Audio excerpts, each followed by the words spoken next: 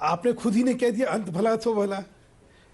राजनीतिक क्षेत्र में मनभेद और मतभेद, इन दोनों के बीच में फर्क हमेशा महसूस कर लेना चाहिए। हाँ।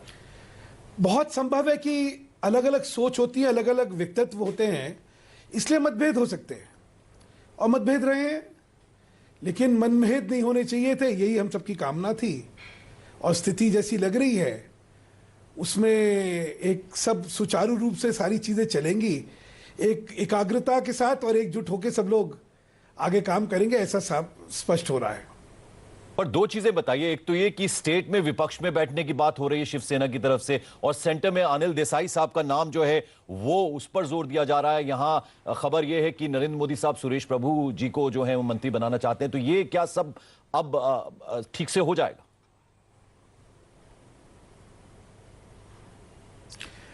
मुझे लगता है इन चीजों का पहले खुलासा हो जाने दीजिए, फिर चर्चा करी जाए। अभी महत्वपूर्ण यह है कि जो नए मंत्री आ रहे हैं, जिनको की चिट्ठियां मिल चुकी हैं और जिनकी अभी शपथ ग्रहण समारोह में शपथ दिलाई जाएगी, वो बहुत एक अच्छा, जिसको कहते हैं मिक्स है ऑफ एक्सपीरियंस एंड यूथ।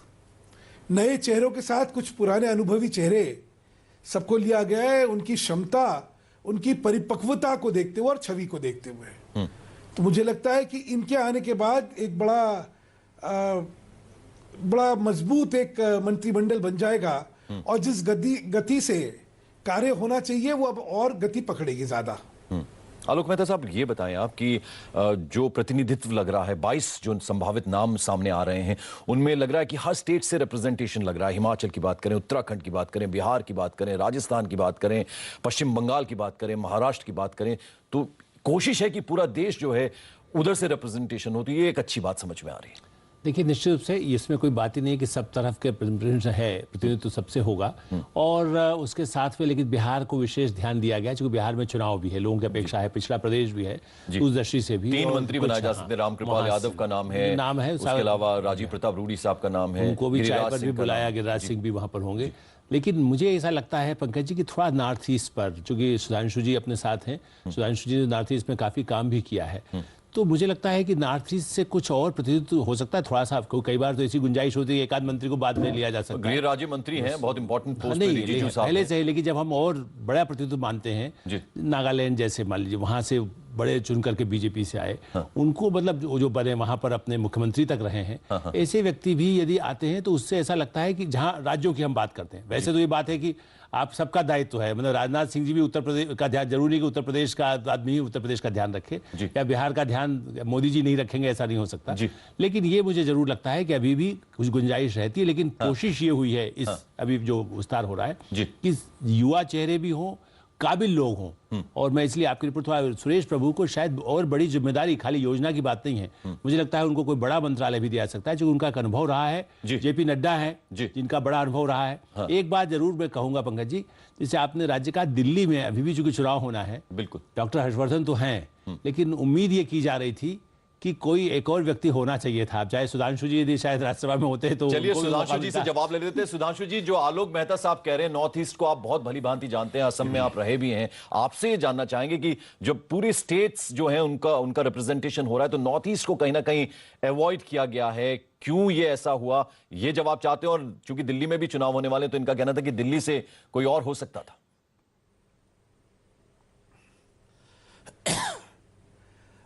मेरा ये मानना है कि नॉर्थ ईस्ट की जो अहमियत है उसको देखकर शायद कहीं चर्चाएं जरूर हुई होंगी, लेकिन किन कारणवश एक और व्यक्ति नहीं लिया गया मैं नहीं जानता। लेकिन हाँ, अगर लिया जाता तो और भी अच्छा होता, लेकिन जैसे मैंने कहा कि एक सीमाएं होती हैं और उन सीमाओं को ध्यान रखते हुए किन कारणवश हुआ मैं नहीं कह सकता। लेकिन अगर सारे पूरे संपूर्ण देश का इसमें खाका निकालेंगे तो इस मंत्रिमंडल में ना केवल प्रतिनिधित्व है, सबसे ज्यादा बात जो है कि जो लोगों को मंत्री बनाया जा रहा है उनकी क्षमता और उनकी छवि। अब मैं कहना चाहता हूं राजवर्धन राठौर जी का, देश में एक नामी ज्ञानगामी व्यक्ति है, पहली बार राजनीति में पहली बार आए, लेकिन साफ सुथरी छवि और युवा उनके साथ अपने को संबंधित महसूस कर सकता है। इसको देख के मुझे लगता है बहुत ही एक अच्छा है। है। मुस्लिम चेहरों में नकवी जी का आना जी। एक अपने आप में बहुत महत्वपूर्ण संकेत है। वो सिर्फ मुस्लिम चेहरा नहीं है। देखिए, नकवी जी के पास जो उत्तरदायित्व रहा है वो संगठन का बड़ा परिपक्वता के साथ उन्होंने निभाया है। हर चुनाव में उनकी अहम भूमिका रही है। इतना लंबा कार्यकाल उनका भाजपा में रहा है। वो बहुत ही निष्ठावान व्यक्ति और बड़ी अच्छी छवि के व्यक्ति रहे हैं। तो उनको लाके उनकी निष्ठा और उनकी छवि और उनकी क्षमता, तीनों का कहीं मुझे लगता है उनको उसका फायदा मिला यहाँ पे। जी। गिरिराज हैं। गिरिराज के बारे में जिस बयान को लेके तमाम हल्ला मचा था, अगर उस बयान को देखा जाए और ध्यान से देखा जाए तो उन्हें कभी ये नहीं कहा कि जो लोग मोदी के खिलाफ है उनको पाकिस्तान जाना चाहिए, कभी नहीं कहा ना। मैं आता हूं आपके पास, पाकिस्तान के इशारे पे। सुधांशु जी, मैं आपके पास आता हूं मैं आपके पास। इस बीच आपको बता दें, प्रधानमंत्री से मिलकर बाहर आए बीजेपी नेताओं ने क्या कुछ कहा, वो सुन लेते हैं। मैं कुछ भी क्षेत्र जो प्रधानमंत्री दे वहाँ काम करने की क्षमता रखता हूँ, और मेरा काम करने का ये चाय पिया और थोड़े 1-2-4 टिप्स, दैट्स ऑल। आज शपथ ग्रहण समारोह में राष्ट्रपति भवन 1:30 बजे आना है, और उसमें ये दिया गया कि आपको माननीय मोदी जी के कैबिनेट में स्वतंत्र प्रभार के रूप में शपथ दिलाया जाएगा। आज सुबह अनौपचारिक नाश्ते पर प्रधानमंत्री जी ने जितने लोग शपथ लेने वाले हैं उन सबको बुलाया, लेकिन उसके अतिरिक्त वहाँ जो शपथार्थी हैं उनके अतिरिक्त माननीय रामलाल जी उपस्थित थे, माननीय वेंकैया नायडू, माननीय नितिन गडकरी जी, श्रीमती सुषमा स्वराज जी, माननीय राजनाथ सिंह जी और माननीय अमित शाह जी और स्वयं प्रधानमंत्री जी, और अनौपचारिक बातचीत हुई। सब लोगों का सबसे परिचय हुआ और उसके पश्चात नाश्ते की व्यवस्था थी। और मेरा ऐसा मानना है कि हम सब लोगों के लिए देश की सेवा का एक अनोखा मौका देश के प्रधानमंत्री ने और पार्टी ने दिया है। उन्होंने क्या औपचारिक दृष्टि से सब परिचय कर लिए, अच्छे रहे। कोई रिस्पांसिबिलिटी दी गई है सर आप लोगों को? कुछ भी नहीं बताया। सभी लोगों को ये कहा गया हम सब लोग मिलकर देश को आगे ले चलें, और ईमानदारी से सब लोगों को मौका लगा है, हमें भी एक मौका लगा है ऐसे राष्ट्रीय नेता मोदी जी के नेतृत्व में देश को साथ काम करने का। मैं समझता हूँ ये हमारा सबका सौभाग्य है। जो भी जिम्मेवारी मिलेगी उसे आदमी पूरा करेगा। तो ये कि हर तरह से तन मन धन से पूरे देश के साथ लगना है और मदद करनी है प्रधानमंत्री को उनके कार्य में। कोई बातचीत नहीं, केवल नाश्ते पर कच्ची विजिट थी। जिम्मेदारियों के लिए तैयार हैं अगर सौंपे जाती है तो? बिल्कुल बिल्कुल। मैं मेरे सभी मित्रों को बहुत बहुत शुभकामना देता हूँ। नेताओं को आपने सुना जिनको चाय पे नाश्ते पे बुलाया था प्रधानमंत्री नरेंद्र मोदी ने। आज कैबिनेट विस्तार, जैसे कि हम लगातार आपको बता रहे हैं, दोपहर 1:30 बजे होगा। और फिर अभी जो संभावित मंत्री, उनकी तस्वीर हमने आपको दिखाने की कोशिश की, उनको कौन कौन से पोर्टफोलियोज मिलेंगे वो उसके बाद क्लियर हो जाएगा। लगातार हम इस पर चर्चा भी जारी रखेंगे। फौरन हाजिर होते हैं, रुक रहे हैं कुछ पलों के लिए। कैबिनेट विस्तार जो है अब से कुछ देर में होने वाला है। दोपहर 1:30 बजे ये विस्तार होना है और इसी पर हम चर्चा कर रहे हैं। हमारे साथ 3 खास मेहमान हैं। सुधांशु मित्तल साहब, बीजेपी नेता, उसके अलावा आलोक मेहता साहब, वरिष्ठ पत्रकार, और 5 जन के संपादक हितेश शंकर हमारे साथ हैं। हितेश, मोदी जो हैं वो चौंकाते हैं। हमने कल देखा जब वो बनारस में थे तो उन्होंने 9 लोग नामित किए, उनमें अलग अलग विधाओं के लोग थे। उसमें कोई म्यूजिशियन था, कोई साहित्यकार था, अखिलेश यादव को उन्होंने नॉमिनेट किया। अगर हम मंत्रिमंडल विस्तार की बात करें तो ये भी काफी कलरफुल नजर आ रहा है। इसमें IIT ग्रेजुएट हैं, तो डॉक्टर हैं महेश शर्मा की अगर हम बात करें, सिंगर हैं बाबुल सुप्रियो, और यानी इसमें भी तमाम जो है अलग अलग विधाओं के लोग जो हैं वो चुन रहे हैं। इसको किस तरह से लिया जाए? मैं इसे जरा पंकज जी, मैं इसे अलग तरीके से लेता हूं कि मोदी चौंकाते हैं, ये बात ठीक है, मगर भारतीय लोकतंत्र का जो एक लंबा सफर पिछले 60-70 सालों में हमने देखा है, हमने अच्छी बातों और सच्ची बातों पर चौंकना शुरू कर दिया है, क्योंकि इसकी आदत नहीं रही। तो मोदी ने वो जो आदत हमें पढ़नी चाहिए थी, वो आदत दोबारा दिखानी शुरू की है।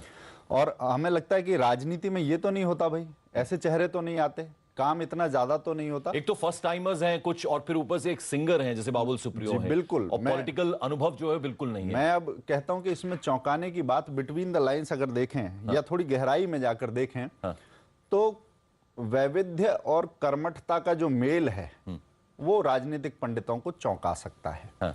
क्योंकि टेंजिबल गोल्स अचीव करने हैं, लक्ष्य आधारित काम करना है। मंत्री पद अब मलाई मारने वाली चीज नहीं है, ये इस सरकार ने साफ कर दिया है। तो कर्मठता ये पहली कसौटी है। विविधता जैसे साधी है, जैसे आपने कहा बाबुल सुप्रियो से लेकर और राज्यवर्धन सिंह राठौर तक जी, एक तरफ ओलंपियन है, बिल्कुल बिल्कुल जी। तो आशा जगाते हुए नाम, भरोसा जगाते हुए नाम, और ये सरकार किस तरीके से काम करने जा रही है ये बताते हुए नाम आए हैं। तो मुझे लगता है कि चौंकने की नहीं, प्रसन्न होने की बात लोगों के लिए ज्यादा होनी चाहिए। हाँ, राजनीतिक पंडितों के लिए ये जरूर है कि इतनी खूबसूरती से चीजें साधी जा सकती थी। मुझे लगता है एक अच्छा कॉम्बिनेशन देखने के लिए आ रहा है हमारे साथ। आलोक जी, जो मोदी को चौंकाने वाली बात मैंने की, यानी प्रतिभा को किस तरह से पहचाना जाता है, कहां गोवा में मुख्यमंत्री मनोहर पर्रिकर और रक्षा मंत्रालय उनको दिया जा सकता है, यानी इतनी अहम जिम्मेदारी उनको दी जा सकती है, ईमानदार छवि उनकी है और डिसीजन मेकिंग वो उसमें माहिर माने जाते हैं, जो कि मोदी को काफी पसंद आता है।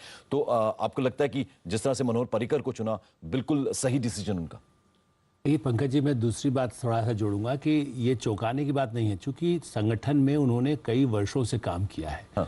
चाहे वो इमरजेंसी डेज में अंडरग्राउंड रहे हों, चाहे वो हरियाणा में काम किया हो, और देश में उन्होंने शायद एक जगह खुद भी कहीं जिक्र भी किया था, मुझे कितना किलोमीटर याद नहीं है, लेकिन देश के हर हिस्से में लगभग वो बहुत समय घूमे भी हैं, मुख्यमंत्री बनने से पहले भी और मुख्यमंत्री बनने के बाद भी। वो जो आदमी संगठन का रहा हो वो जानता है कि किसमें कहाँ क्या कोई कर सकता है, उसकी कैपेसिटी क्या है, और वो अपेक्षा भी समझता है। इसलिए मुझे लगता है ये जो कॉम्बिनेशन है, उसमें वैसे जाति समीकरण भी हैं, अल्पसंख्यक समीकरण भी हैं, उसमें राज्यों के समीकरण भी हैं, लेकिन ये मुझे लगता है कि जिसने, क्योंकि हमारा पिछला अनुभव क्या है, मनमोहन सिंह वो तो कभी संगठन छोड़िए, वो कहीं उस तरह सिस्टम में पॉलिटिकल में नहीं थे, खाली पद पर जरूर रहे, वित्त मंत्री रहे थे, लेकिन ये चूंकि संगठन में रहे हैं इसलिए ये जानते हैं कि किन लोगों में क्या क्षमता है और अपेक्षाएं क्या है, और उसमें उसी तरह से वो कठोर निर्णय भी कर सकते हैं। इसलिए जो टीम आप दिखाई दे रही है उसमें ऐसे लोग हैं, चाहे वो युवा भी हो, लेकिन वो शायद उनकी कैपेसिटी, आप और हम शायद जो कंप्यूटर से उनका बायोडाटा निकाले तो नहीं निकल सकता,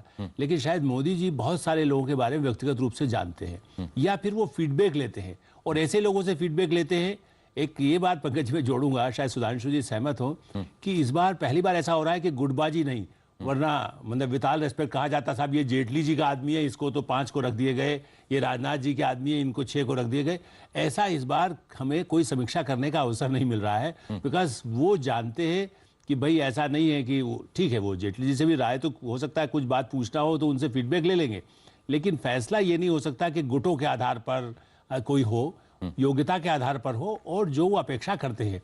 ये बात अलग है कि उसके बाद भी कई बार आदमी अपने बारे में भी समीक्षा करता है तो लगता है मैं ये काम नहीं कर पा रहा हूँ जी, तो वो मंत्रियों से ही वो देखेंगे कि वो कितना काम कर पा रहे हैं, और इसीलिए मुझे लगता है कुछ फेरबदल जो हो रहे हैं उसमें कामकाज की समीक्षा 5 महीने में, यदि उन्हें लगा इसमें सुधार की गुंजाइश है तो या तो नए मंत्रियों को साथ में जोड़ेंगे या कुछ विभागों में परिवर्तन भी कर सकते हैं। चलिए, इस बारे में सुधांशु मित्तल साहब से भी हम बात करेंगे। एक छोटा सा ब्रेक यहाँ ले रहे हैं। संभावित मंत्रियों को अब से कुछ देर पहले चाय पर बुलाया था, जिन्हें मंत्री पद की शपथ लेनी है। पहले पहुंचने वालों में बीजेपी नेता जेपी नड्डा, गिरिराज सिंह, राजीव प्रताप रूडी, मुख्तार अब्बास नकवी, विजय सांपला, राज्यवर्धन सिंह राठौर, मनोहर पर्रिकर जैसे नेता थे। चाय पार्टी पर पहुंचने वाले नेताओं में सबकी नजर सुरेश प्रभु पर रही। दोपहर 1:30 बजे राष्ट्रपति भवन में मोदी मंत्रिमंडल का विस्तार होगा, तो अब देखना होगा कि कौन कौन से पोर्टफोलियो जो हैं इन तमाम जो संभावित मंत्री हैं उनको मिल सकते हैं, इस पर सबकी नजर रहेगी। हमारे साथ 3 खास मेहमान हैं, सुधांशु मित्तल साहब बीजेपी नेता, उसके अलावा आलोक मेहता साहब वरिष्ठ पत्रकार, और हितेश शंकर 5 जन्ने के संपादक, वो भी हमारे साथ हैं। सुधांशु मित्तल साहब, आपसे मैं जानना चाहूंगा, जबरदस्त तरीके से जो है संगठन में काम कर रहे हैं जेपी नड्डा और राजीव प्रताप रूडी, उनको मंत्रिमंडल में शामिल किया जा सकता है, तो आपसे जानना चाहेंगे कि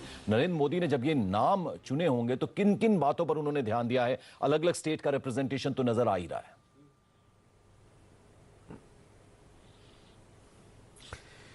देखिए, ये एक नई राजनीति का उदय हो रहा है।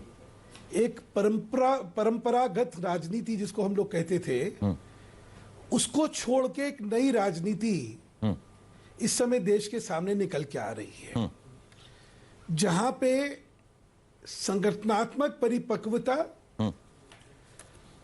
राष्ट्र में आपकी छवि,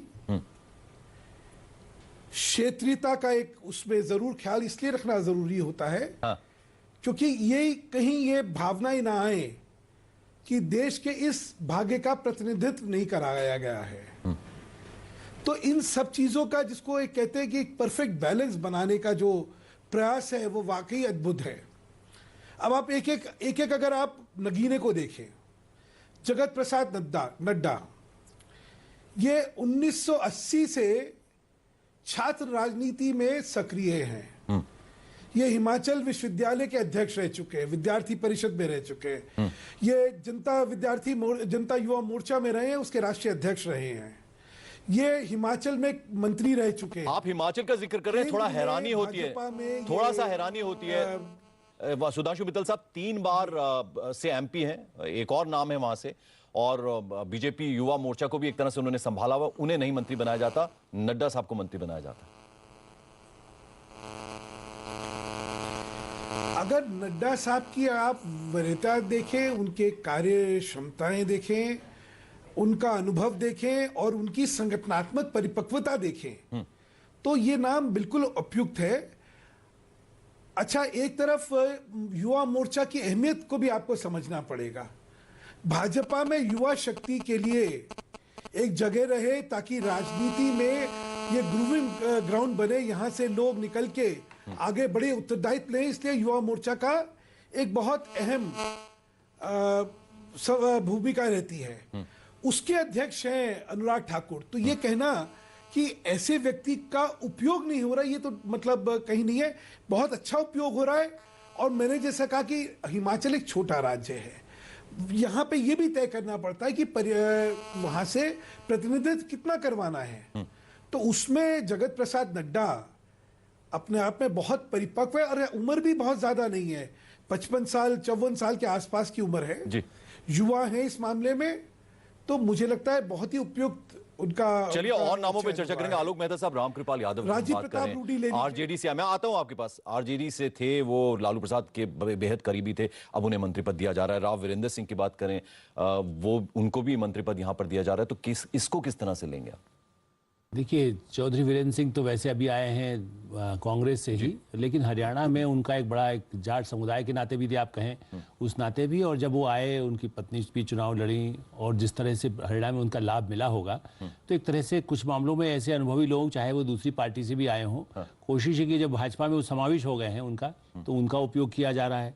और जैसा आपने कहा कि रामकृपाल यादव, मुझे लगता है कि राजीव प्रताप रूडी हों या रामकृपाल यादव हों, वैसे वहाँ सुशील मोदी हैं ही, लेकिन कुछ ऐसा मैसेज भी देने की कोशिश होगी कि वहाँ पर जातिगत समीकरण के हिसाब से भी मुख्यमंत्री पद के दावेदार बिहार में बन सकते हैं ये लोग। ये पहले भी उन लोगों के नामों की चर्चा रही है। इस लिहाज से मुझे लगता है कि बड़ी दूरगामी रणनीति कोशिश हुई है, दूरगामी रणनीति। हाँ, मैं मानता हूं कि देखिए, पार्टी यदि आप चलाते हैं, ये ठीक है कि चुनाव में लोगों ने वोट जाति के आधार पर नहीं दिए, लेकिन कई बार ऐसा होता है कि जो जिस तरह से नए समीकरण बन रहे हैं, वहां भी जेडीयू लालू यादव सब एक हो गए हैं, तो उस चुनौती से निपटने के लिए कुछ कद्दावर नेता हो, रामकृपाल यादव लालू यादव के बड़े दाएं हाथ माने जाते थे, और उनको लेना, इसका मतलब संकेत यह है कि बिहार में एक बड़े संघर्ष, बड़े युद्ध की तैयारी, चुनावी युद्ध जिसको कहना चाहिए, उसकी तैयारी। नितेश, स्टेट को संभालना और सेंटर को संभालना दो अलग अलग बातें हैं। तो क्या आपको लगता है कि जो 5 महीने थे, एक तरह से टेस्टिंग उसमें डाला हुआ था नरेंद्र मोदी ने अपने आप को, क्योंकि 2 मंत्रिमंडल इंपॉर्टेंट, जैसे डिफेंस और वित्त दे दिया अरुण जेटली साहब को, और काफी सारे जैसे मंत्री हैं उनको अतिरिक्त प्रभार दिया गया, रविशंकर प्रसाद हो या फिर और नेता हों, उनको 2-2, 3-3 मंत्रालय दिए गए। तो अब आपको लगता है कि अब ये जो पहला विस्तार होने जा रहा है, इसमें जो जो नाम चुने गए हैं, जो जो मंत्री बनाए जा सकते हैं, इनको परखा उन्होंने, तभी इन्होंने इनका चुनाव किया? निश्चित, मैं आपकी बात से एक काफ़ी हद तक सहमत हूं, क्यों मुझे याद पड़ता है जब सरकार बनी थी, IBN के इसी स्टूडियो से मैंने ये विषय रखा था, और बात थी कि मंत्री कौन बनेंगे। तो मैं आपके पास आता हूं। इस बीच हम जो तस्वीरें अपने दर्शकों को दिखा रहे हैं, नरेंद्र मोदी प्रधानमंत्री इस वक्त विज्ञान भवन में, एकनाथ जी का जन्म दिवस है, उस पर वो बोल रहे हैं। वो तस्वीरें हम आपको विज्ञान भवन से सीधी दिखा रहे हैं। जिनके साथ छोटी आयु में कार्य करने का सौभाग्य मिला था,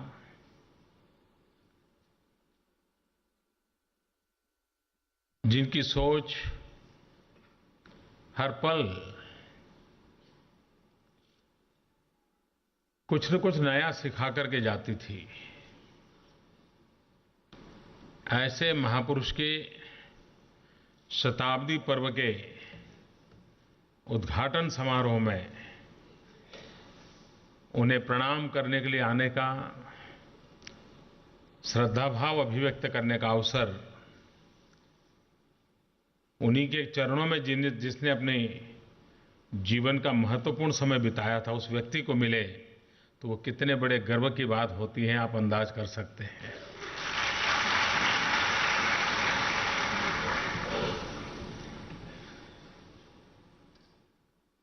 यहां पर बहुत लोग होंगे जिनका एकनाथ जी के साथ स्वाभाविक संपर्क आया होगा। मेरा भी एकनाथ जी के साथ बहुत ही निकट संपर्क रहा।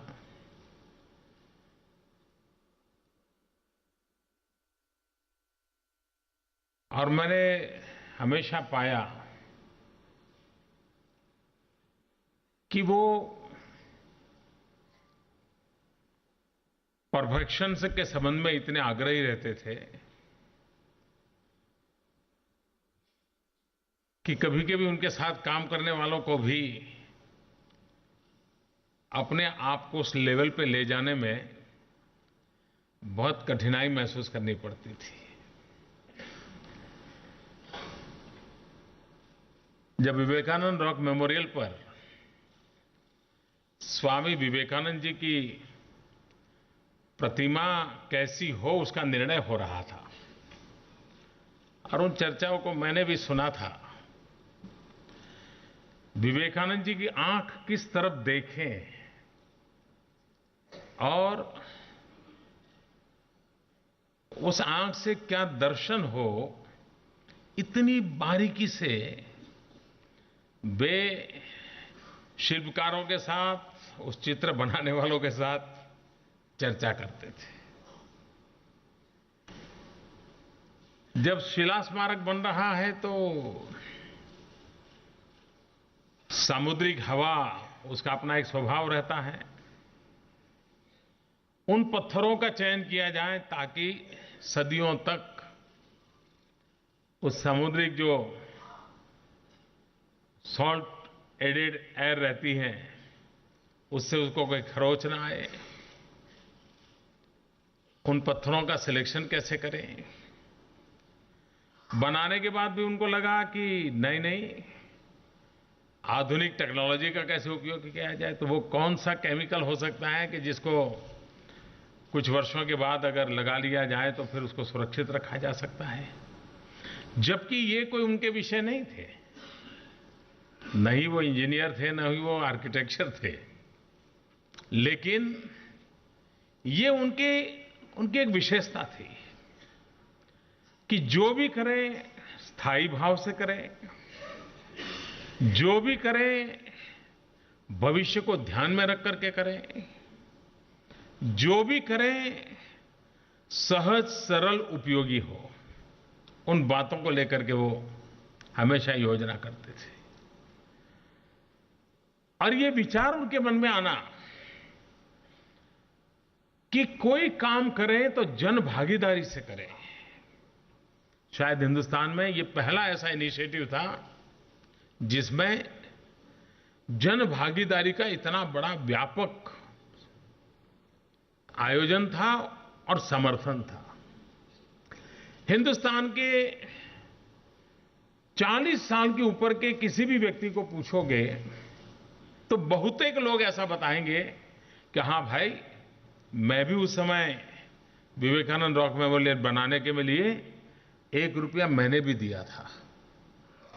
इस देश के 40 से ऊपर की उम्र के लोग आज भी स्वामी विवेकानंद का वो रॉक मेमोरियल देखेंगे तो वहां जाते उसको लगता है हाँ भाई, इसमें मैं भी हूं, मेरा भी कुछ योगदान है।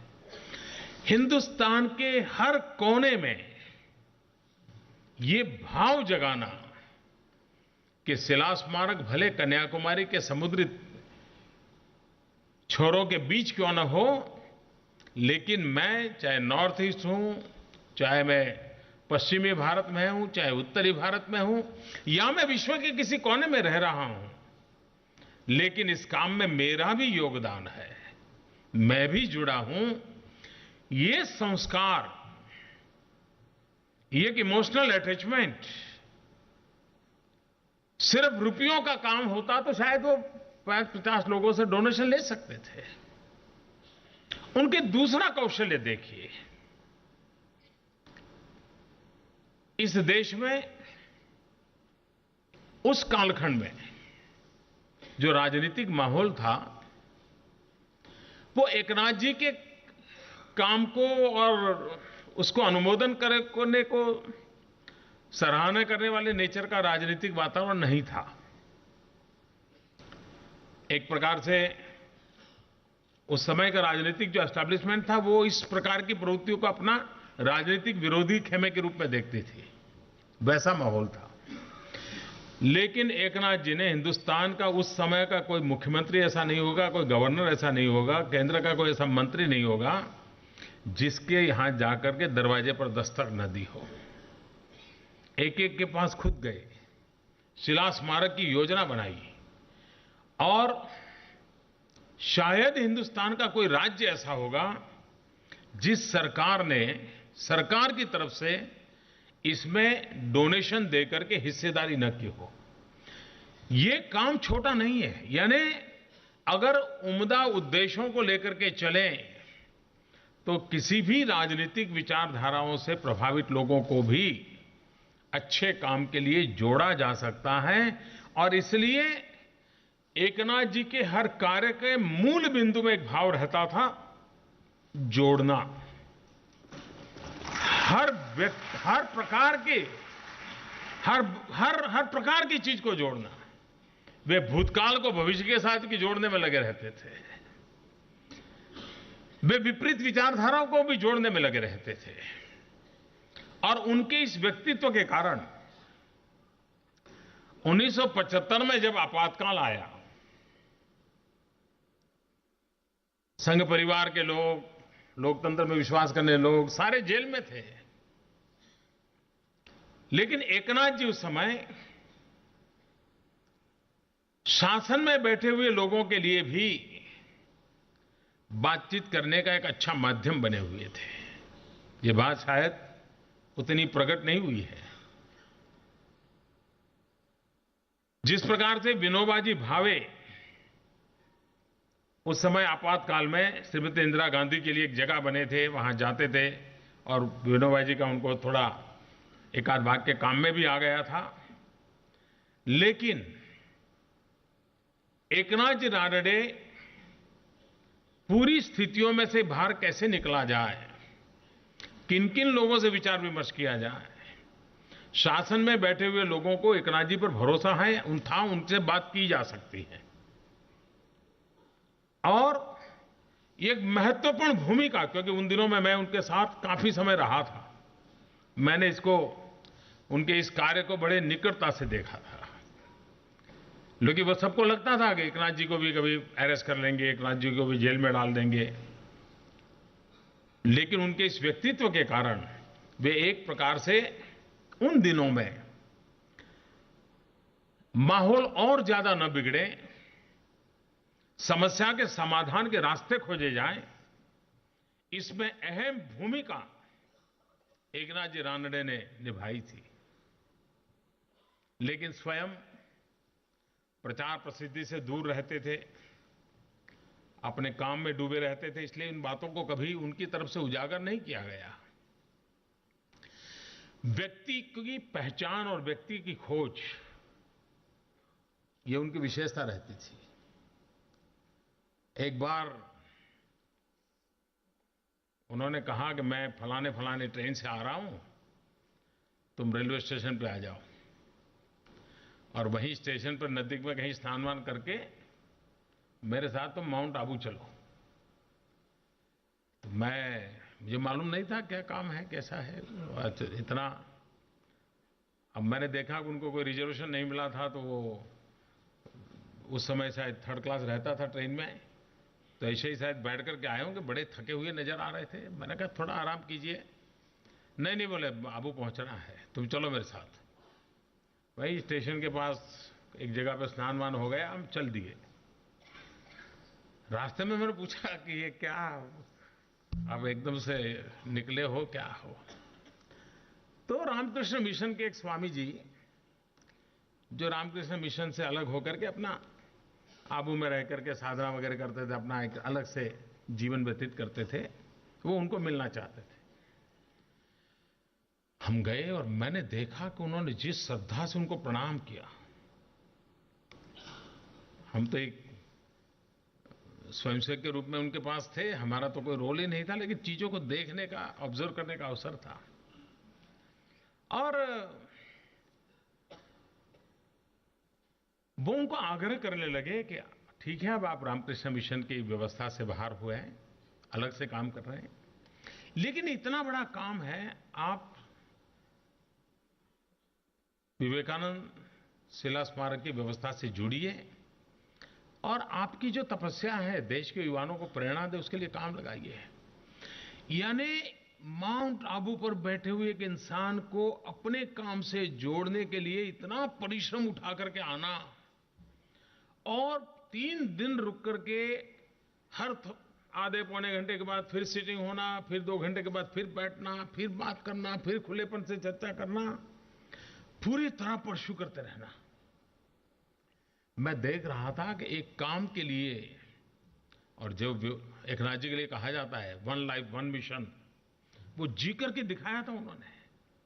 उस काम की सफलता के लिए लोग कैसे मिले, और उन्होंने जब देश के युवा धन को राष्ट्र निर्माण में लगाने के लिए जो कल्पना की और युवकों का आह्वान किया कि अगर आप स्वामी विवेकानंद में श्रद्धा रखते हैं तो जी करके दिखाइए। हमें स्वामी विवेकानंद अच्छे लगे इतने से बात बनती नहीं है। उन्होंने भारत मां का जो रूप देखा है, जो कल्पना की है, उसको चरितार्थ करने के लिए हमारा भी तो कोई योगदान होना चाहिए। और इस बात को लेकर के वो लगे रहते थे, बहुत ही आग्रह से उस काम को करते थे।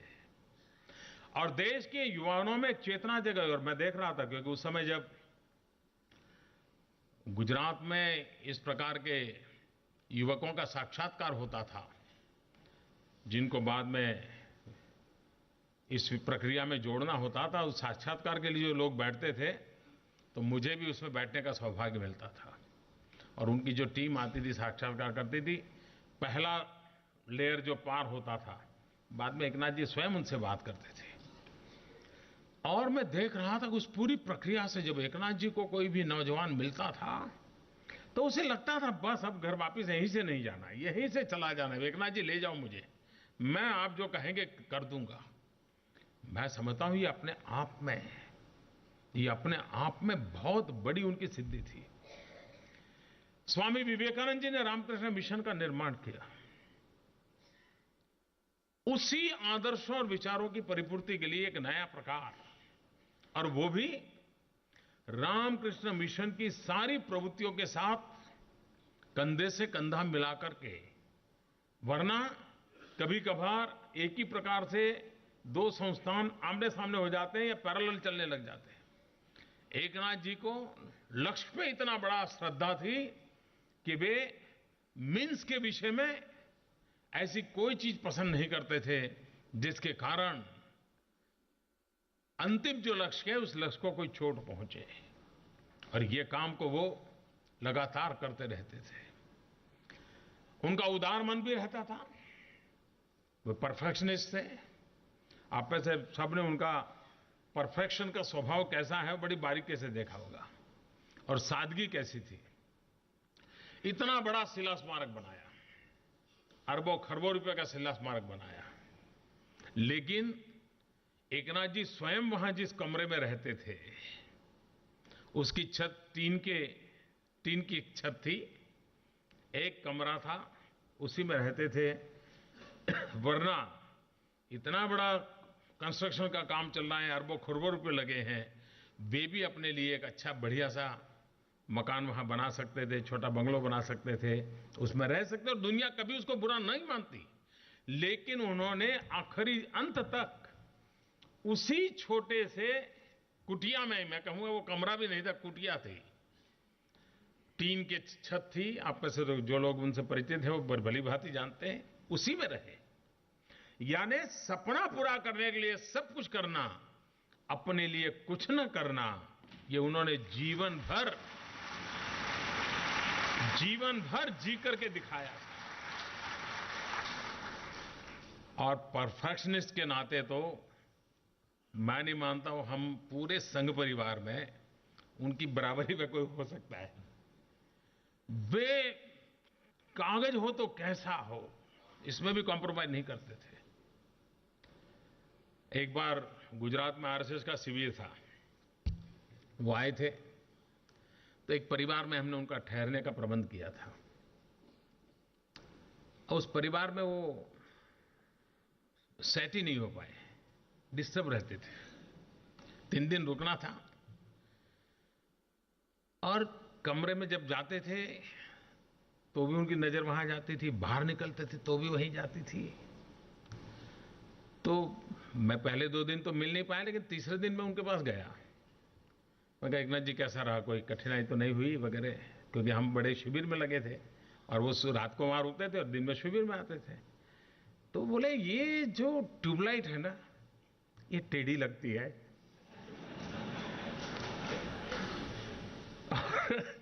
वो जब तक घर में थे, उस परिवार के पास उस ट्यूबलाइट को उन्होंने ठीक नहीं करवाया, तो अब तक वो चैन से बैठे रहे। मुझे बराबर स्मरण है, परम पूज्य गुरु जी का स्वर्गवास हुआ। रात को 9:05 पे परम पूज्य गुरु जी ने अपना देह छोड़ा। बाद में मीडिया को सूचना करनी थी, और रात को, आज समय बदल चुका है, आज तो रात को 11 बजे खबर दो तो भी खबर पहुंच जाती है, टेक्नोलॉजी इतनी अपग्रेड हुई है।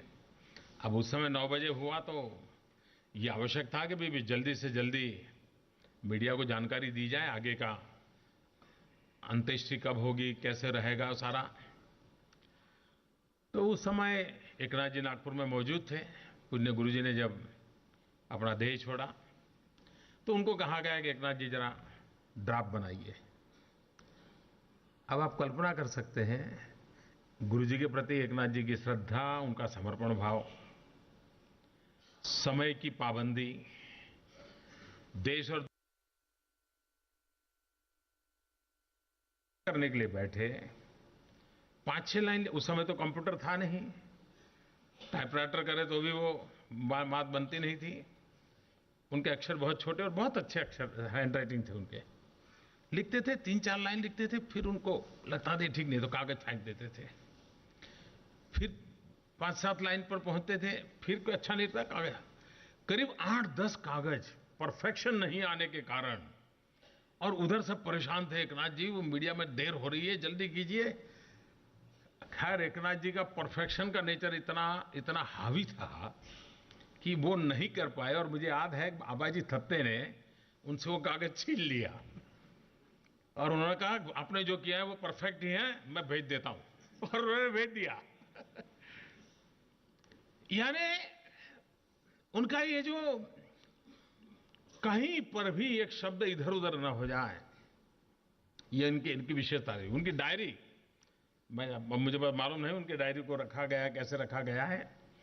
डायरी लिखने की बिल्कुल अलग सी पद्धति थी। नॉर्मली हम जैसे डायरी लिखते थे वो ऐसे नहीं लिखते थे, बहुत ही अलग तरीका था।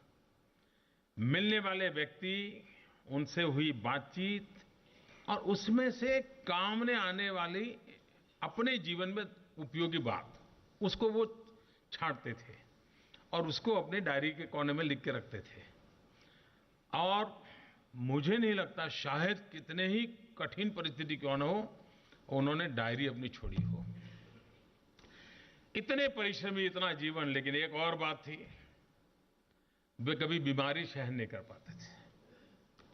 थोड़ी सी भी बीमारी से वो इतने डिस्टर्ब हो जाते थे, बहुत परेशान हो जाते थे और अगल बगल वालों को भी परेशान कर देते थे। वो अपने आप को, यानी वो बहुत ही अनकंफर्ट हो जाते थे। कभी कभी मुझे लगता था कि उस समय एकदम से वो बालक अवस्था में हो जाते थे।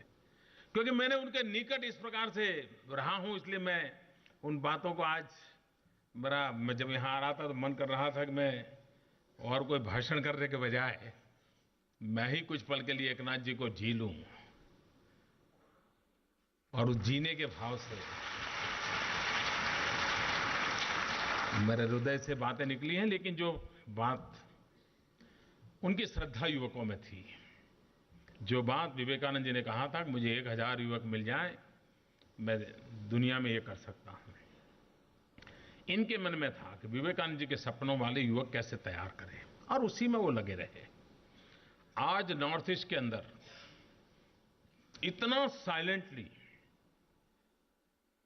जन सामान्य के जीवन में बदलाव लाने का काम करने में विवेकानंद केंद्र ने बहुत बड़ी भूमिका निभाई है, बहुत बड़ी भूमिका। एकता के साथ साथ आइए अब एक नजर डाल लेते हैं इस वक्त की हेडलाइंस पर। मैं हूं पंकज भार्गव और इस वक्त की सबसे बड़ी खबर, सिर्फ आधे घंटे बाद राष्ट्रपति भवन में मोदी मंत्रिमंडल का पहला विस्तार होगा। दोपहर 1:30 बजे राष्ट्रपति 22 मंत्रियों को शपथ दिलाएंगे। खबरों के मुताबिक इसमें 4 कैबिनेट, 15 राज्य मंत्री और 3 स्वतंत्र प्रभार के मंत्री बनाए जा सकते हैं। कुछ मौजूदा मंत्रियों का विभाग बदलेगा तो वहीं कुछ राज्य मंत्रियों को प्रमोशन मिल सकता है। मई में सत्ता में आने के बाद से मोदी मंत्रिमंडल का पहला विस्तार है और इस समय 45 मंत्री हैं, 23 कैबिनेट रैंक के और 22 राज्य मंत्री। 10 राज्य मंत्रियों के पास स्वतंत्र प्रभार है। और इस बीच खबर यह भी आ रही है कि शिवसेना और बीजेपी के बीच जारी गतिरोध खत्म हो गया है। शिवसेना नेता संजय राउत ने IBN7 को बताया कि उनकी पार्टी के अनिल देसाई कैबिनेट में शामिल होंगे। माना जा रहा है कि अनिल देसाई को कैबिनेट में स्वतंत्र प्रभार का राज्य मंत्री बनाया जा सकता है। इससे पहले 11 बजे प्रधानमंत्री आवास 7 RCR पर संभावित मंत्रियों की बैठक हुई।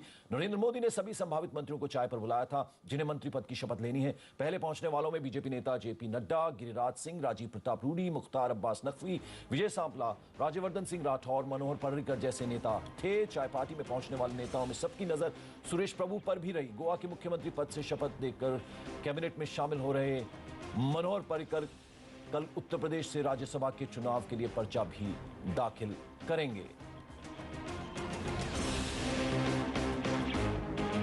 हमारे साथ तमाम खास मेहमान हैं। उसके अलावा हमारे deputy managing editor Sumit Awasthi भी अब हमारे साथ जुड़ गए। वरिष्ठ पत्रकार नीलांजन मुखोपाध्याय हमारे साथ हैं। 5 जने के संपादक हितेश शंकर भी हमारे साथ हैं। साथ ही साथ बीजेपी के नेता सुधांशु मित्तल हमारे साथ जुड़े हुए हैं और कुछ देर में जेडीयू नेता केसी त्यागी साहब भी हमारे साथ जुड़ेंगे। हम इन सब मेहमानों से चर्चा करेंगे। लेकिन आपको बता दें, प्रधानमंत्री नरेंद्र मोदी इस वक्त विज्ञान भवन में एकनाथ रानाडे की जन्मतिथि पर बोल रहे हैं। आइए आपको एक बार फिर लिए चलते हैं।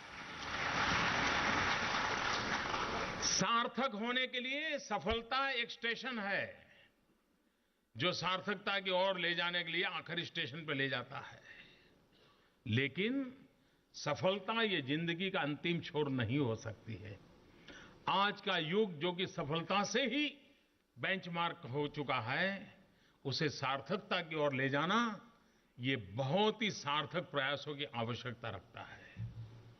जब मैं ये बात किसी को बताता हूं भाई सफलता और सार्थकता के बीच में अंतर क्या है, तो कभी कभी समझाना, आज जगत इतना बदल गया है कि कठिन हो जाता है। लेकिन कोई सुने कि भाई बिल गेट्स का काम क्या था,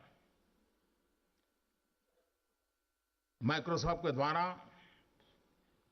दुनिया में बहुत बड़ा नाम बना दिया, अरबों खरबों रुपए कमा लिए, सफलता की ऊंचाइयों को पा लिया उन्होंने। लेकिन फिर लगा सफल तो हुआ, सार्थक होना बाकी है। और तब क्या किया, सारे रुपये डोनेशन में देकर के चल पड़े। गरीब देशों में जाते हैं, टॉयलेट बनाओ, सफाई करो, इसी में लग पड़े और जीवन की सार्थकता की अनुभूति कर रहे हैं।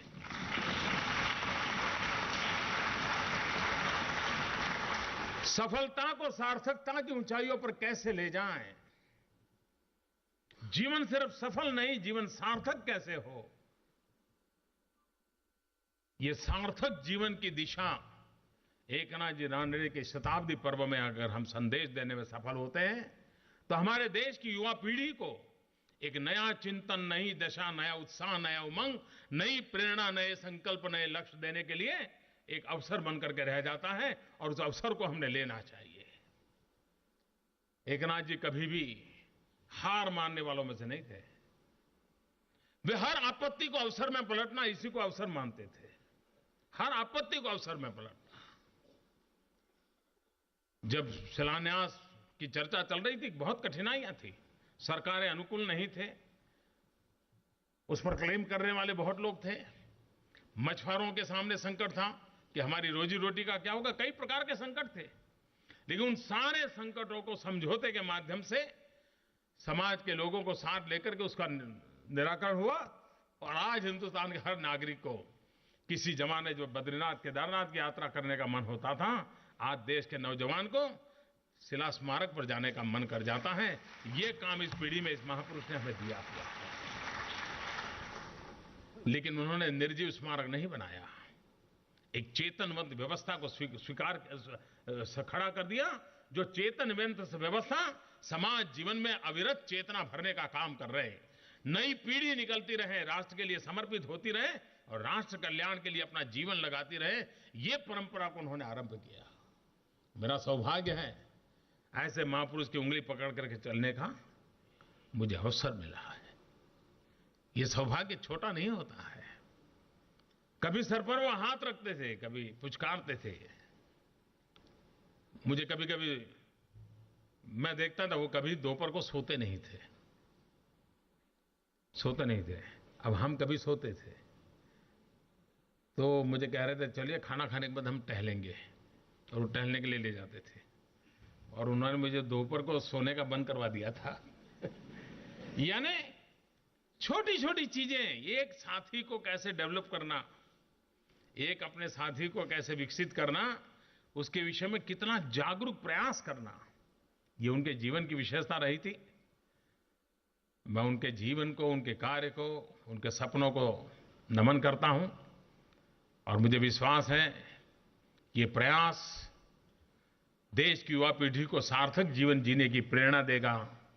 सफलता से सार्थकता की ओर कैसे आगे बढ़ें, इसका रास्ता प्रशस्त करेगा और सामान्य मानवी के जीवन में सार्थक होने का सपना जगे, इस दिशा में प्रयास सफल होंगे, ऐसा मुझे पूरा विश्वास है। मैं फिर एक बार इस महान प्रयास के लिए विवेकानंद केंद्र से जुड़े हुए सभी लोगों को हृदय से बहुत बहुत अभिनंदन करता हूं, बहुत बहुत साधुवाद देता हूं।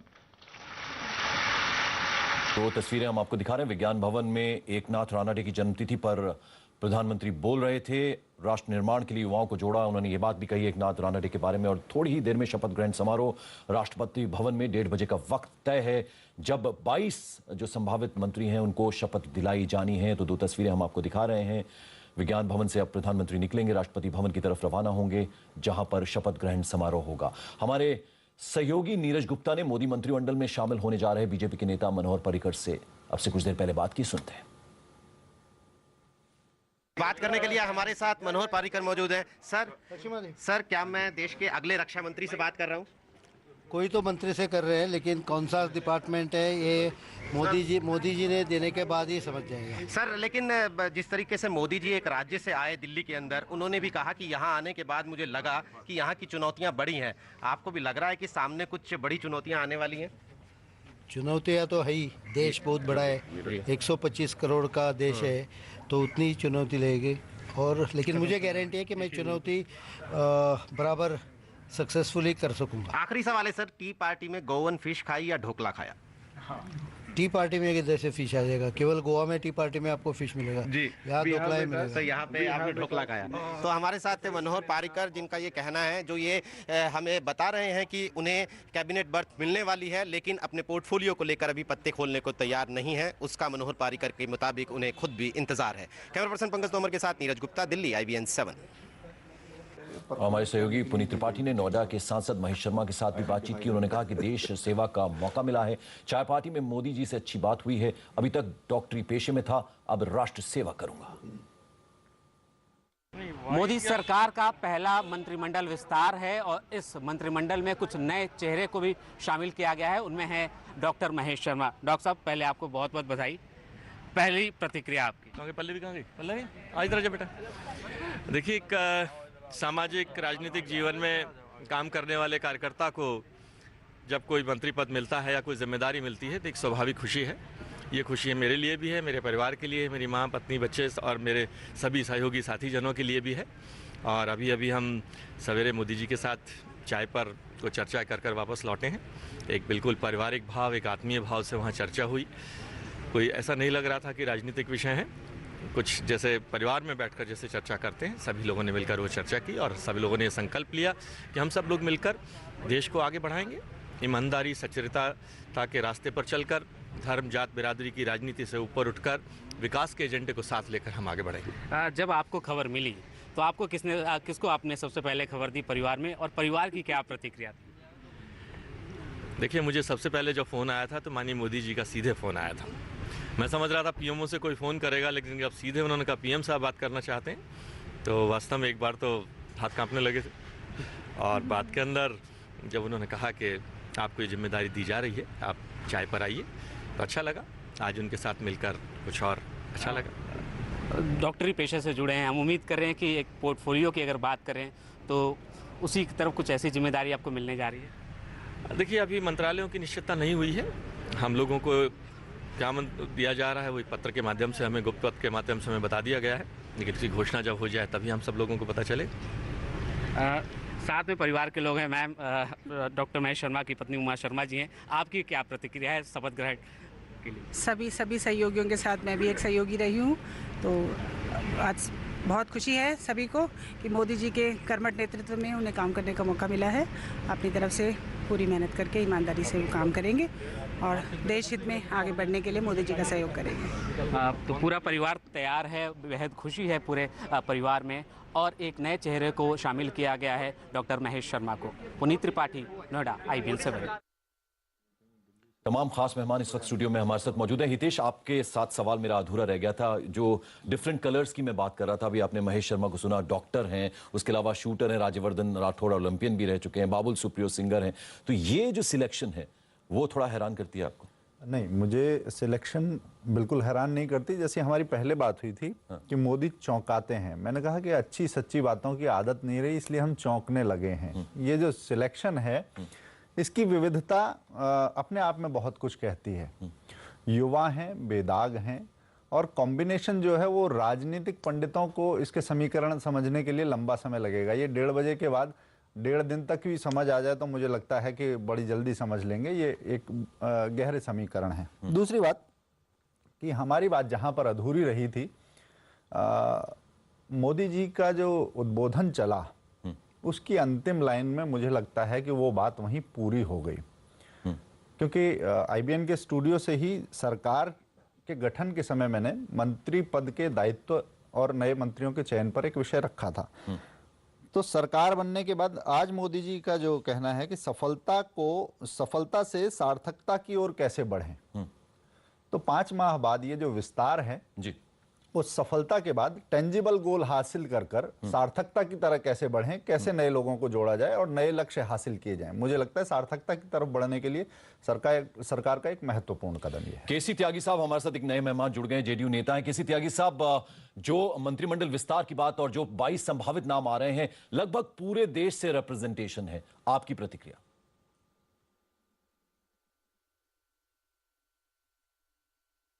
नहीं, ये मैं बहुमत की पार्टी के जो प्रधानमंत्री होते हैं या किसी गठबंधन सरकार के प्रधानमंत्री होते हैं, ये उनका प्रेरोगेटिव होता है कि किनको क्या मंत्री बनाएं और क्या विभाग देंगे।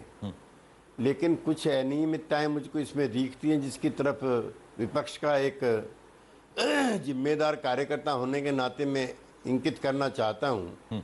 जैसे कल जो निमंत्रण पत्र गोवा में मुख्यमंत्री के शपथ ग्रहण समारोह के अंदर बटे, उसमें गोवा सरकार का जो विभाग है प्रचार का, उसने श्री पारिकर जी को संभव डिजिग्नेट डिफेंस मिनिस्टर ऐसा करके निमंत्रण पत्र में लिख दिया, जो सरकार के द्वारा स्थापित गोपनीयता के नियमों के विरुद्ध है। हालांकि बाद में उन्होंने इसको वापस लिया। दूसरा, जो राज्य मंत्री बने हैं श्री गिरिराज सिंह जी, वहाँ पर श्री CP ठाकुर और श्री भोला सिंह जैसे बहुत वरिष्ठ नेता भी मौजूद थे, और श्री गिरिराज सिंह लोकसभा चुनाव के अंदर अपने उस विवाद को लेकर के बदनाम हुए, जिसमें उन्होंने कहा कि जो भारतीय जनता पार्टी को वोट नहीं देगा। त्यागी साहब, मैं आपके पास आता हूं। इस बीच मुख्तार अब्बास नकवी कुछ कह रहे हैं, आइए वो सुन लेते हैं। पहले जो कदम उठाए हैं उन कदमों के निशान बहुत साफ दिखाई पड़ रहे हैं, उसको और मजबूती से पहुंचानी है और साथ ही साथ आखिरी आदमी तक विकास की रोशनी पहुंच सके, आखिरी आदमी ये एहसास कर सके कि सुशासन के माध्यम से तरक्की के रास्ते पर देश जा रहा है। उसके लिए हम सबको एक सिपाही की तरह काम करना है। एक अंतिम सवाल सर, आप हमेशा अवेलेबल रहते थे कार्यकर्ता के लिए, पार्टी के लिए, मंत्री बनने के बाद क्या आप हमेशा अवेलेबल उसी तरह से अवेलेबल रहेंगे? और हम लोग सब तो खेत खलिहान चौक चौराहों चौपालों के संघर्ष करके कार्यकर्ता हैं और संपर्क और संवाद हमारा हमेशा सिद्धांत रहा है। और हमारे साथ हमारे deputy managing editor Sumit Awasthi भी जुड़े हैं। सुमित, इतना लंबा राजनीति को कवर करने का आपको अनुभव है, आपसे मैं जानना चाहूंगा इस वक्त ताजा अपडेट आप क्या दे पाएंगे, क्योंकि अब से कुछ देर बाद जो सस्पेंस है उस पर से पर्दा हट जाएगा। दूसरा सवाल यह है कि जो रिप्रेजेंटेशन अभी अलग अलग नाम आ रहे हैं, पूरा देश का एक तरह से रिप्रेजेंटेशन, लेकिन बिहार की मैं खास तौर पर बात करूं, 3 नाम वहां से हो सकते हैं, तो क्या आपको लगता है कि बिहार चुनाव पर कहीं ना कहीं नजर है? बिल्कुल, ये हमारा काम ही है पंकज जी, पत्रकारों का, कि खबर का बाल तार तार कर देना। जी। उन्होंने भले ही काबिलियत देख के लोगों को चुना हो, लेकिन हमको उसमें रीजनल स्टेबिलिटी दिखती है, हमको उसमें कास्ट का रिप्रेजेंटेशन दिखता है, और हम कहीं ना कहीं चीज़ों को जोड़ के देखते हैं कि चुनाव के मद्देनजर हो रहा है। एक चीज़ जो मैं ज़रूर बोलना चाहूँगा पंकज, सबसे पहले यहाँ पे, कि जो टीम अभी बन रही है, जो 22 नाम अभी सामने आए हैं, बहुत ही साफ सुथरे क्लीन नाम है। इसको लेके वाकई में खुशी होती है कि एक अच्छी और ईमानदार कोशिश है प्रधानमंत्री मोदी की तरफ से। मनोहर पर्रिकर साहब अपने काम की वजह से साबित कर चुके हैं अपने आप को, साफ सुथरी छवि है, IIT के पास आउट है, और उनको सीधे रक्षा मंत्री बनाने का फैसला करना वाकई में बहुत बोल्ड स्टेप है। लेकिन मुझे ऐसा लगता है कि रक्षा मंत्रालय में एक ऐसे व्यक्ति की जरूरत है जो साफ सुथरे तरीके से उस काम को, दायित्व को संभाल सके, क्योंकि ये बात बहुत सुनते हैं कि रक्षा मंत्री के पास बहुत आसानी से किकबैक्स आते हैं, बहुत आसानी से चीज़ें आती हैं। दूसरी चीज़, JP नड्डा साहब, सुरेश प्रभु साहब, ये तमाम, राजीव प्रताप रूडी, कर्नल चौधरी बीरेंद्र सिंह, ये तमाम नाम ऐसे आ रहे हैं जो अमूमन साफ सुथरी छवि के लोग माने जाते हैं और अपने अपने लोगों के बीच में जिनका कद काफ़ी बड़ा हुआ है, काफ़ी ज़्यादा रसूख रखते हैं अपने लोगों में, और इन लोगों ने पिछले दिनों में पार्टी के लिए, संगठन के लिए काम करके दिखाया। जो काम उनको दिया गया उस काम को पूरा किया, और इनाम के तौर पर इनको ये भी नई जिम्मेदारी दी जा रही है। चाहे चौधरी बीरेंद्र सिंह को देखिए आप, वो कांग्रेस छोड़कर शामिल हुए, उनकी पत्नी जो चुनाव लड़ी, उनका मुकाबला सीधे दुष्यंत चौटाला से था, उनकी सीट पर उन्होंने हराया, उनकी पत्नी ने। सिमिलरली राजीव प्रताप रूडी का नाम पहली बार में भी था कैबिनेट में आने के लिए, लेकिन रूडी साहब को महाराष्ट्र भेजा गया, और महाराष्ट्र में बीजेपी का जो प्रदर्शन रहा उसमें राजीव प्रताप रूडी और ओम माथुर के रोल को नकारा नहीं जा सकता है। उस चीज़ का इनाम आज मिल रहा है। JP नड्डा बैकरूम पॉलिटिक्स के माहिर हैं, नरेंद्र मोदी के बहुत पुराने करीबी दोस्त रहे। नरेंद्र मोदी, अमित शाह और JP नड्डा, ये वो तिगड़ी है जो पिछले 20-25 सालों से संघ में बीजेपी के अंदर रहकर एक कमरे में कमरा शेयर कर एक चारपाई पे सोकर, एक पायदान पर सोकर इन लोगों ने अपनी जवानी बिताई है। तो ये उस वक्त की दोस्ती, उस वक्त की जो चीज़ें सामने आई हैं, वो आज जिम्मेदारियों के तौर पर आगे बढ़ेंगी। लेकिन सबसे बड़ी चुनौती यही है कि इन सबके पास वो एडमिनिस्ट्रेटिव स्किल्स नहीं है जिसको लेकर बार बार कहा जाता है कि इतना बड़ा मंत्रालय, इतना बड़ा दायित्व मिलने वाला है। उस पर हमको अभी मेरे ख्याल से और 4-5 महीने का वक्त लगेगा ये असेस करने के लिए। सुधांशु मित्तल साहब, जो सवाल मैंने यहां पर हितेश से पूछा था वही अगर मैं थोड़ा अलग करके आपसे पूछूं, सिंगर जो हैं बाबुल सुप्रियो वो मंत्री बन सकते हैं, शूटर ओलंपियन राज्यवर्धन राठौर जो हैं वो मंत्री बन सकते हैं, राजनीतिक अनुभव नहीं है, गलतियां हो सकती हैं, गलतियां करेंगे, तो इस पर आप क्या कहेंगे?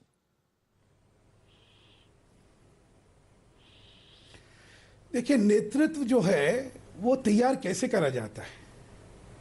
जिन लोगों की साफ सुथरी छवि है, जिनके अंदर क्षमता दिख रही है, क्षमतावान लोग हैं, देश में जिनका आकर्षण है, और जिनको जनता ने जिता के भेजा हो, उनको जब आप उत्तरदायित्व देंगे तभी तो नेतृत्व संवरेगा। देखिए, कभी भी जब अपना मंत्रिमंडल बनाया जाता है तो उसमें बहुआयाम्य सोच होती है, उसमें सिर्फ एक सोच नहीं ली जाती है, आपको भविष्य की सोच रखनी होती है। आपको अभी जैसे सुमित जी कह रहे थे कि प्रशासनिक क्षमताएं, अब देखिए प्रशासनिक क्षमताओं में गोवा से मुख्यमंत्री रहे मनोहर पारिकर, अब भूतपूर्व, आज हिंदुस्तान की राजनीति में जिन चंद लोगों का नाम लिया जाता है सुशासन से जुड़ा हुआ, उनमें मनोहर पारिकर का नाम है। जेपी नड्डा जी की बात हुई। जेपी नड्डा जी बड़े एक सफल मंत्री रहे लंबे अरसे तक हिमाचल के अंदर, वो नेता प्रतिपक्ष रहे वहां पे, और यहाँ पे वो सांसद भी रहे हैं। भाजपा के अंदर पूर्णतः से उनका जो सहयोग रहा है संगठनात्मक ढांचे में, वो भूतपूर्व है। चलिए सुधांशु मित्तल साहब, मेरे को थोड़ा ब्रेक लेना है, मजबूरी है मेरी, मैं आपके पास लौटूंगा। इस चर्चा को हम आगे जारी रखेंगे। रुक रहे हैं कुछ पलों के लिए, फौरन हाजिर होते हैं। इस पर चर्चा हमारी लगातार जारी है। का इंतजार है। लगभग 1:30 बजे मोदी मंत्रिमंडल का पहला कैबिनेट विस्तार होने जा रहा है, जिस पर सबकी नजर रहेगी। हमारे साथ तमाम खास मेहमान स्टूडियो में। नीलांजन, आपसे मैं पूछना चाहूंगा, क्या आपको लगता है कि जो अतिरिक्त बाहर जिन मंत्रियों पर था, जिनमें अरुण जेटली का भी नाम था, डिफेंस और वित्त 2 इंपॉर्टेंट मंत्रालय उनके पास थे, उनका भार तो कम होगा, लेकिन क्या कुछ मंत्रियों पर गाज भी गिर सकती है? इसकी भी संभावना बनी हुई है। जेटली जी के अलावा कई और मंत्री थे जिनके मल्टीपल चार्जेस, रविशंकर प्रसाद हो, नितिन गडकरी हो, जी, और environment, information and broadcasting, parliamentary affair, इन सब इतने सारे मल्टीपल मिनिस्ट्रीज जो है ना, ये इंडिविजुअल अटेंशन सीख करते हैं। दूसरी बात यह है कि पिछले 6 महीने के लगभग दौरान में आई एम श्योर कि मोदी जी ने अनुमान लगाया होगा कि ये मंत्री उतने अच्छी तरह से परफॉर्म नहीं कर पाए जिनकी उनकी अपेक्षा थी। तो जाहिर सी बात है कि उनका कुछ रोल को ऑल्टर करने की कोशिश जरूर होगी मोदी जी से। क्या वो चीज चली गई, मिनिमम गवर्नमेंट मैक्सिमम गवर्नेंस, एक आदमी को 3-3 पोर्टफोलियो? मुझे जो लगता है कि सबसे बड़ी जो चीज है आज की जो घटना में, मोदी जी के पॉलिटिकल इवोल्यूशन में आज का दिन बहुत महत्वपूर्ण है, क्योंकि मुझे लग रहा है कि शायद बहुत अर्ली साइन देख रहे हैं हम लोगों को। कैंपेनर के मोड से निकल के वो प्रधानमंत्री स्टेट्समैन के मोड में उभर रहे हैं। Minimum government, maximum governance, very good election slogan. Gujarat चल सकता है क्या? हिंदुस्तान जैसा देश चल सकता है? कोशिश की उन्होंने। पीएमओ बहुत एक ह्यूज जाइजेंटिक स्ट्रक्चर है, 300-350 के ऊपर ऑफिसर पीएमओ में, लेकिन क्या पीएमओ ड्रिवन फिक्सिंग की जा सकती है हर चीजों में? मंत्रियों की जरूरत है। इस सरकार में जो सबसे बड़ी जो कमी थी, लोग बोलते थे पॉसिटी ऑफ टैलेंट, जिसको लेके मैं जो देख रहा हूँ, जो नाम उभर के आ रहे हैं, मुझे लगता है मार्केट में ये सेंटिमेंट डाउन होगा, क्योंकि उनको एक्सपेक्टेशन था कि मेजर एरिया में टेक्निकल एक्सपर्टीज इस गवर्नमेंट में आएगी। ये पॉलिटिकल एस्टैब्लिशमेंट में वापस गए मोदी जी। बेसिकली इस गवर्नमेंट को रीइंफोर्स किया जा रहा है, नॉट बाय आउटसाइड हेल्प, लेकिन अंदर से जो पॉलिटिक्स के सिस्टम में से जो उभर के आते हैं। हम लोगों को लगता है कि पहली बार जीत के आए, एमपी बन के आए, लेकिन इस पहली बार एमपी बनने के पहले बहुत लोग ऐसे हैं जो कम से कम 20 साल 30 साल ग्रास रूट लेवल में काम किए। जो एक्सपीरियंस आप ग्रास रूट में पिकअप करते हैं, उसकी कोई टेक्नोक्रेट उसको रेप्लिकेट नहीं कर सकता। तो लेकिन ट्रेडिशनल लीडरशिप है, तो जाहिर सी बात है कि जो एमबीए ड्रिवन मार्केट है, उनके एक्सपेक्टेशंस के मुताबिक ये रिशफल या एक्सपेंशन नहीं है। चलिए हम इस चर्चा को डिफर करूंगा, क्योंकि मनोहर पर्रिकर है, सुरेश प्रभु को भी जिम्मेदारी मिल रही है, लेकिन by and large political establishment से कतराती है मार्केट के फोर्सेस। चलिए हम एक छोटा सा ब्रेक यहाँ ले रहे हैं। जब वापस अनिल देसाई अगर आते हैं तो शपथ ग्रहण में क्यों नहीं आए? जो 22 नाम औपचारिक तौर पर बताए गए जो राष्ट्रपति भवन से, उसमें अनिल देसाई का नाम था। इसका मतलब टसल चल रही है। 21 मंत्री जो हैं वो उन्होंने शपथ ली है। दिनेश मौर्य हमारे साथ सहयोगी मुंबई से जुड़ रहे हैं। दिनेश, अनिल देसाई जो थे वो आने वाले थे, क्या हुआ? सुरेश प्रभु जो हैं वो मंत्री बनाए गए, किस कोटे से वो आएंगे? क्या खबर इस वक्त महाराष्ट्र से आप दे पाएंगे हमें? देखिए, अनिल देसाई दिल्ली तो गए थे, लेकिन शपथ ग्रहण समारोह में वो क्यों नहीं पहुंचे, इसको लेकर फिलहाल बीजेपी के नेता साफ नहीं कह रहे। शिवसेना के जो सूत्र बता रहे कि शायद जो मंत्री पद उन्हें दिया जा रहा था, उससे शायद शिवसेना खुश नहीं थे, और यही वजह है कि आखिरी लम्हों पर शिवसेना की तरफ से उन्हें जाने से रोक दिया गया। अब शाम 4 बजे जब विधायक दल की मीटिंग होगी, उसी के बाद उद्धव ठाकरे पूरी भूमिका अपनी स्पष्ट करेंगे। साथ ही में क्या वजह रही कि आज अनिल देसाई शपथ ग्रहण समारोह में क्यों नहीं गए, इन तमाम चीजों का खुलासा हम उम्मीद करेंगे 6:30 बजे की प्रेस कॉन्फ्रेंस में उद्धव ठाकरे करें। तो 4 बजे जो बैठक होने वाली, क्या उसमें डिसीजन ले लिया जाएगा कि विपक्ष में बैठेंगे या क्या करेंगे? आगे की स्ट्रेटेजी, आगे की रणनीति क्या रहने वाली है? जी, आज शाम की 4 बजे की मीटिंग में तय हो जाएगा कि शिवसेना सरकार में होगी या विपक्ष में बैठेगी, क्योंकि कल से विधानसभा का सत्र, विशेष सत्र शुरू हो रहा है। ऐसे में उनकी मांगे अब तक मानी नहीं गई है। बीजेपी की तरफ से कोई खास प्रस्ताव भी शिवसेना के पास नहीं आया है, और लगातार पार्टी के जो विधायक है वो दबाव बना रहे हैं उद्धव ठाकरे पर कि इतनी बेइज्जती न झेली जाए, अपने स्वाभिमान को बरकरार रखा जाए। ऐसे में शाम की 4 बजे की मीटिंग में यही मुद्दा गूंजेगा। और अभी जिन हमारी शिवसेना के नेताओं से बात हुई है उसमें उन्होंने ही साफ कहा कि वो भी इससे ज्यादा जिल्लत और नहीं बर्दाश्त करना चाहेंगे बीजेपी के साथ। तो 4 बजे तमाम बीजेपी के शिवसेना के सारे विधायक मीटिंग में आएंगे, साथ ही पार्टी के बिल्कुल। मैं लौटता हूं आपके पास सुधांशु मित्तल बीजेपी नेता हमारे साथ लगातार बने। सुधांशु जी, आपसे मैं जानना चाहूंगा, सुरेश प्रभु जो हैं वो किनके कोटे से मंत्री बने हैं? शिवसेना जो है वो गतिरोध अभी भी बना हुआ। अनिल देसाई दिल्ली आए थे लेकिन वो शपथ ग्रहण समारोह में नहीं आए, क्या अर्थ निकालें इसका? देखिए, मुझे व्यक्तिगत जानकारी नहीं है, इसलिए कुछ कहना मेरे लिए इस मामले में संभव नहीं है। कुछ देर में ये चीज स्पष्ट हो जाएगी, क्या हुआ क्या नहीं हुआ। मैं आपकी तरह मैं भी ये टीवी पे देख रहा था, इसलिए क्या नई स्थिति पैदा हुई है उसका मुझे व्यक्तिगत जानकारी नहीं है। नहीं, पर अभी जिस तरह की खबरें आ रही हैं 4 बजे बैठक है, विपक्ष में बैठने की बात शिवसेना लगातार कर रही है, यानी गतिरोध बना हुआ है। क्या वो बना रहेगा आगे भी या कोई सोल्यूशन, कोई बीच का रास्ता निकल कर आएगा? मुझे तो अपना लगता है कि जो राजनीतिक स्थितियां हैं उनमें ये गतिरोध टूटेगा और कहीं ना कहीं कुछ ना कुछ सोल्यूशन जरूर इसमें निकलेगा, निकलना भी चाहिए। सुधांशु जी, मैं एक चीज जानना चाहूंगा, आप लोगों ने शिवसेना के साथ गठबंधन तोड़ा, महाराष्ट्र में अनंत गीते को दिल्ली में मंत्री बनाकर रखा, पिछले 10 दिनों के साथ बातचीत चल रही है, 19 तारीख को रिजल्ट आए थे, 10 से ज्यादा दिन हो गए हैं, शिवसेना के साथ बीजेपी की बातचीत नहीं बन पाई। चीजें मैं पर्सपेक्टिव में इसलिए रख रहा हूं ताकि आप मेरा सवाल समझ सकें।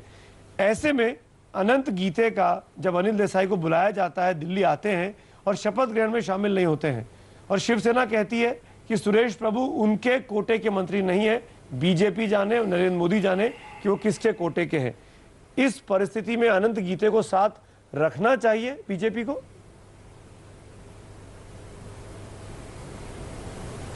सुमित जी, जब तक कि तलाक नहीं हो जाता तब तक जो है संबंध बने ही रहते हैं। तो इसलिए अभी मुझे लगता है इसके विषय में कुछ कहना और तीखी टिप्पणी करना शायद राजनीतिक तौर पर महाराष्ट्र में तो तलाक हुआ सुधांशु भाई, माफी चाहता हूं। दूसरी बात यह है कि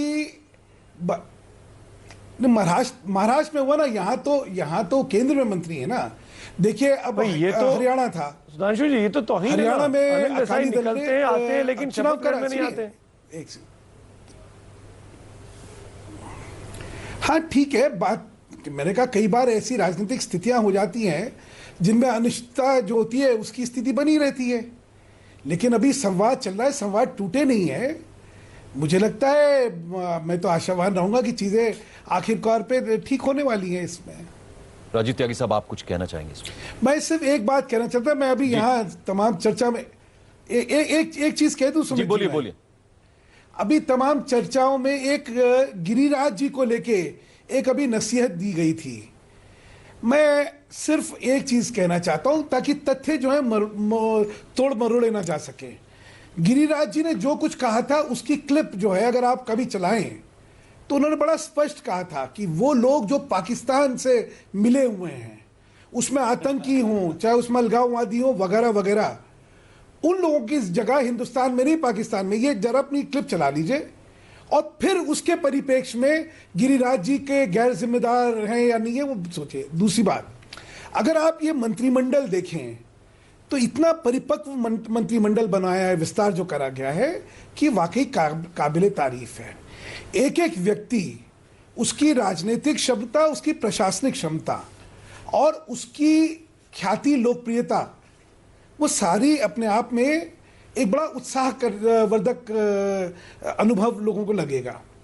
इसमें युवा हैं, इसमें अनुभवी हैं, इसमें हर तरह का जिसको कहते हैं मिश्रण होना चाहिए राजनीति में, वो है जी। और मैं बधाई देना चाहता हूं प्रधानमंत्री जी को कि उन्होंने एक देश के सामने एक बड़ी आशावान स्थिति और एक आशावान चित्रण करा है जिससे कि लोग बड़े उत्साह से। चलिए सुधांशु मित्तल साहब, आपने अपनी बात कह ली, आपने गिरिराज सिंह जी की बात की, उस पर हम टिप्पणी ले लेते हैं। राजीव त्यागी साहब की यहाँ से हमारे साथ कांग्रेस नेता है और साथ ही साथ मंत्रिमंडल जिस तरह का शपथ ग्रहण समारोह हुआ, जो मंत्री बनाए गए हैं, उस पर भी टिप्पणी ले लेते हैं। राजीव त्यागी साहब, देखिए, जब कांग्रेस के बारे में भारतीय जनता पार्टी के लोग बात करते थे तो कहते परिवारवाद की राजनीति कांग्रेस करती है।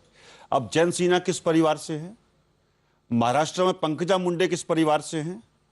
अनुराग ठाकुर किस परिवार से हैं? क्या ये परिवारवाद की राजनीति नहीं है? क्या भारतीय जनता पार्टी वही राजनीति नहीं करने का काम कर रही जिसके लिए हमें क्रिटिसाइज करती थी? तो ये प्रश्नों का जवाब देर सवेर, मैंने कहा ना, बादल छटेंगे प्रोपेगेंडा के। अनुराग ठाकुर को मंत्री नहीं बनाया गया, नहीं मंत्री नहीं बनाया गया, लेकिन सांसद तो है ना, सांसद तो है ना। आप देखेंगे कि दुष्यंत जी जो है राजस्थान में वो सांसद हैं और उनकी माता जी मुख्यमंत्री हैं राजस्थान में, वो परिवारवाद नहीं है। एक सेकंड, तो देखिए अभी भारतीय जनता पार्टी का हनीमून पीरियड है और उस हनीमून पीरियड से जब लोग बाग बाहर निकलेंगे, बादल छटेंगे, तो निश्चित रूप से लोग बाग प्रश्न पूछेंगे, महंगाई पर, काले धन पे पूछेंगे। मैं बड़ा सम्मान करता हूं सुधांशु मित्तल जी का, और मैं दुआ करता हूं कि मोदी जी इनकी प्रतिभा से कायल होकर के इनको भी मंत्रिमंडल में जगह दें, तो मुझे खुशी होगी। मैं तो ये कहूंगा सुधांशु जी, कम से कम वो काला धन वापस आ जाए तो 15 लाख रुपए मेरे तो दिलवा दीजिए, जो मोदी जी ने प्रॉमिस किया था। क्योंकि काले धन के मामले पे मोदी जी जिस तरह से ही मैन और स्पाइडरमैन की भूमिका में थे चुनाव के दौरान में, आज वो मिक्की माउस का खेल खेल रहे हैं काले धन के मामले में। तो ये चिंता का विषय है। चिंता का विषय इसलिए कि प्रधानमंत्री महोदय ने ये वादे किए थे महंगाई कम करने के, क्योंकि उनके इशारे थे चुनाव प्रचार के दौरान में महंगाई बढ़ी या महंगाई घटी। आज आलू जो है 40 रुपए किलो है, सेब से महंगा टमाटर है, तो निश्चित रूप से गरीब आदमी की रोटी जो है वो आलू से खाई जाती है। तो आलू पे तो सुधांशु मित्तल जी कम से कम कुछ काम करिए जिससे कि लोगों को कुछ राहत मिले, मिडिल क्लास को कुछ राहत मिले। मित्तल साहब जवाब दे दीजिए आप राजीव त्यागी जी को। मैं बड़े विनम्रता से एक चीज कहना चाहता हूं राजीव जी से। राजीव जी, एक कहावत थी कि खिसियानी बिल्ली खम्मा नोचे। आपकी सारी भाषा, आपकी सारी कथन को अगर देखें तो सिर्फ उसमें वही एक निकल के आ रहा है। मैं बोल लूं, मैं खत्म कर लूं, मैं बीच में नहीं टोकता। पहली बात, आपने बताया काले धन का। काले धन में तो जो काम हुआ वो अभूतपूर्व काम है। 2 साल तक जो आपके पास जानकारी थी आपने देने की जरूरत ही नहीं सोची। यहाँ आते 1 महीने के अंदर पहली कैबिनेट मीटिंग में एसआईटी बन जाता है, 1 महीने में एसआईटी को दे दी जाती है और उसके आगे काम चलता रह रहा है। तो वो छोड़िए, एक बात आगे चलता हूं मैं आपकी बात। अभी आपने कहा कि साहब 15 लाख रुपए, मैंने अजय माखन जी को नेशनल चैनल पे मैंने चुनौती दी थी, जिसके बारे में किसी ने चुनौती स्वीकार नहीं करी। नरेंद्र मोदी जी का बयान दिखा दीजिए या भाजपा का जो घोषणा पत्र है वो दिखा दीजिए जहां पे 15 लाख रुपए और 100 दिन दोनों जो आप लोग असत्य का इस्तेमाल कर रहे हैं वो सामने आ जाए तो बहुत अच्छा हो जाएगा। आगे चलते हैं। अब जो काम इस समय मोदी, अभी आपने महंगाई की बात करी, आप जानते हैं पिछले 5 साल में महंगाई का सूचक अंक अगर देखें तो आज तक के सबसे निम्न स्तर पर पिछले 5 साल गए हैं वो। शायद आप देखते नहीं होंगे इसलिए मैं कह नहीं सकता। मैं बहुत देखता हूं। एक आखिरी चीज जी